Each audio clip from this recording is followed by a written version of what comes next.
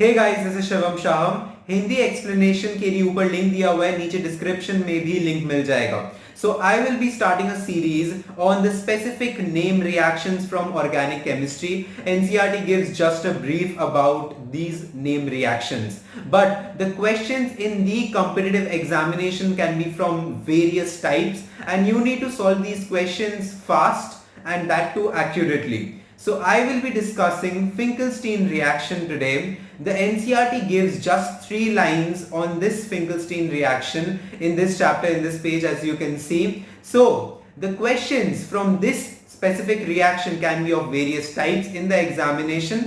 So from an examination point of view, I'll be discussing the concepts and as well as discussing the tricks on how to solve it, what your approach should be, everything. So let's get going. Finkelstein reaction. This is a subtopic of preparation of haloalkanes. In this specific reaction, there is the formation of alkyl iodides. So let's start.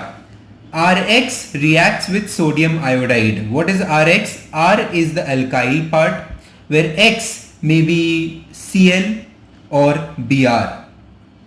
Well, Ri, this is alkyl iodide. This is formed as the major product. Along with this, the byproduct formed is NaX. This is the precipitate formed. This means that NaX is insoluble in acetone, which is the solvent here. Let's take an example. In this example, we have taken chloroethane, ethyl chloride. So obviously, in this reaction of Finkelstein, there is the formation of CH3CH2I. Along with the byproduct formed is NaCl. This is the precipitate insoluble in acetone. Well, what do we need to remember from this reaction? So from this reaction, we need to remember a few points. That is acetone. This is a polar aprotic solvent. Now what happens if this is a polar aprotic solvent? Well, a polar aprotic solvent favors SN2 reaction. Now, SN2 reaction implies a lot many things. So SN2 means that 1 degree will be favored for the reaction, followed by 2 degree, followed by 3 degree. So 1 degree alkyl halides will be most favorable for this reaction of Finkelstein. Then by the SN2 reaction, we also know that there is Walden inversion. So if the substrate is in the R configuration, the product formed will be in the S configuration. There may be a common doubt among the students that in this reaction, a bond between the carbon and chlorine is broken. So here's a heterolysis between a carbon and a chlorine bond, and the bond formed is between a carbon and iodine atom. So how is this possible? When this is a stronger bond and this is a weaker bond, and we are forming a weaker bond in this reaction, how is this reaction feasible? Well, the answer to this is that the solvent used here is acetone, and acetone has this structure where the oxygen has lone pair of electrons, and this is the X minus ion, the ion of the precipitate formed, which may be of chlorine or bromine. So it has lone pair, around 3 lone pairs of electrons it possesses, and there will be a strong repulsion here. And you may also notice that the electrophilic center here is guarded by 2 bulky methyl groups. So this atom cannot actually go towards this electrophilic center.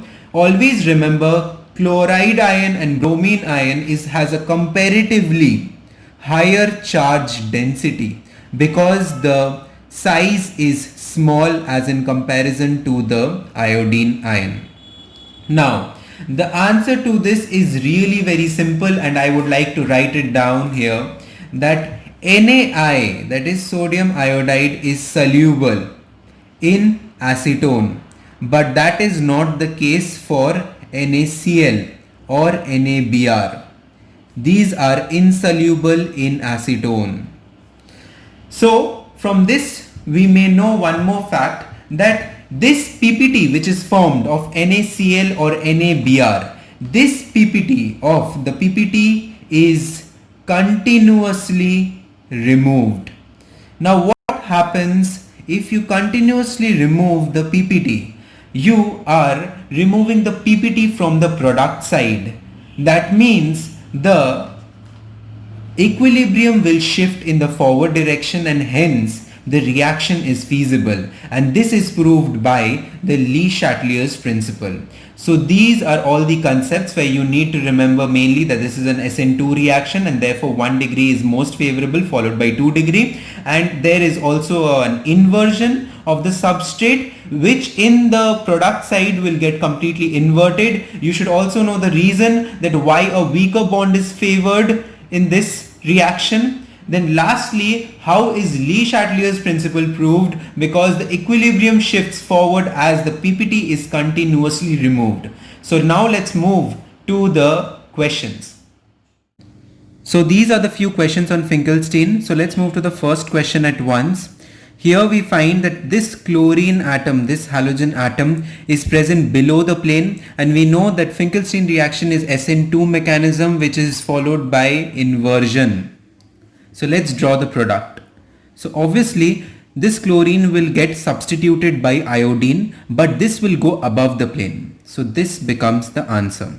This is the product formed. And the byproduct formed is NaCl, which is the precipitate, need not be mentioned. In the next question, we find again sodium iodide in acetone, which means this is a Finkelstein reaction, but here there are two halogen atoms. One is bromine, one is fluorine. Let me tell you that the carbon-fluorine bond is stronger than carbon-bromine bond. This is because the fluorine atom is smaller in size and therefore there will be a greater overlap between the orbitals of carbon and fluorine, and hence this bond is stronger. If this bond is stronger, this bond is easily breakable. So here in this compound, in this substrate, the bond which will break is this one. So let's draw the product. When we draw the product, we make sure that this fluorine remains intact, and here the bromine gets substituted. Here the bromine gets substituted by iodine, and it also shows inversion. The inversion is shown that iodine goes above and hydrogen comes down. So this is what happens. Let's move to the third question. In the third question, we find two halogen atoms again, that is the bromine and the chlorine. Let me tell you, the bond strength of carbon chlorine is greater, but here astonishingly this is the bond which will break. So the product formed is the bromine remains intact. Let's make the bromine intact, and here the chlorine will get attached. Sorry, the iodine. So iodine gets substituted, the chlorine is substituted, and iodine is what we get here. I'll tell you the reason. This carbon atom is attached to two carbon atoms and hence is 2 degree, and this carbon atom is attached to just this carbon atom. So this is 1 degree. By SN2 mechanism, we already know that 1 degree will be favored over 2 degree, and that's why this bond is the bond which is broken and chlorine is substituted by iodine. That is what. Inversion is not shown here, but inversion occurs. Let's move to the next reaction. It's again a SN2 reaction because this is Finkelstein reaction as we understand from the substrate and the solvent which is acetone. So 1 degree will be preferred over 2 degree. This position is 1 degree, this carbon is 1 degree, and this carbon is 2 degree. So obviously this is the position where iodine will get attached. Let's draw the product. CH2, CH2, CH, CH3, drawing this chlorine, keeping this chlorine intact, and here is iodine. So here inversion occurs, but inversion is not shown. Let's move to this reaction. This is a very important reaction. It's quite common. So here what you do is you need to notice that the halogen atom here is chlorine. This is deuterium and this is tritium. These are the isotopes of hydrogen. So let's know that this iodine is going to replace the chlorine, plus there will be an inversion due to which the iodine which will get substituted in the product side will come this here, and this hydrogen will go on the right hand side. Let's draw the other substituents first. Now the chlorine gets replaced by iodine and it comes in the left hand side, and this is hydrogen. The last question is something which came in the JEE advanced examination. So here in the substrate you have iodine as a substituent. Now in the product what happens is it was below the plane, inversion occurs and it comes above the plane. But the byproduct which will be formed is NaI. Surprisingly, NaI is the reagent too. So this byproduct will be again used as the reagent, due to which the reaction will continue and it won't stop. So until when will this reaction continue? Obviously it has to have some saturation point. The saturation point will be then when this compound and this compound, both these compound have equal concentration. So if you look into this compound and this compound carefully, these are enantiomers. If these are enantiomers and have equal concentration at saturation point, means they have a concentration of 1:1. That means that a racemic mixture is formed. So this is a very good question. So that's all the questions. These are the 6 questions, 6 important questions from Finkelstein, and hopefully you have understood what your approach should be. That's all for now.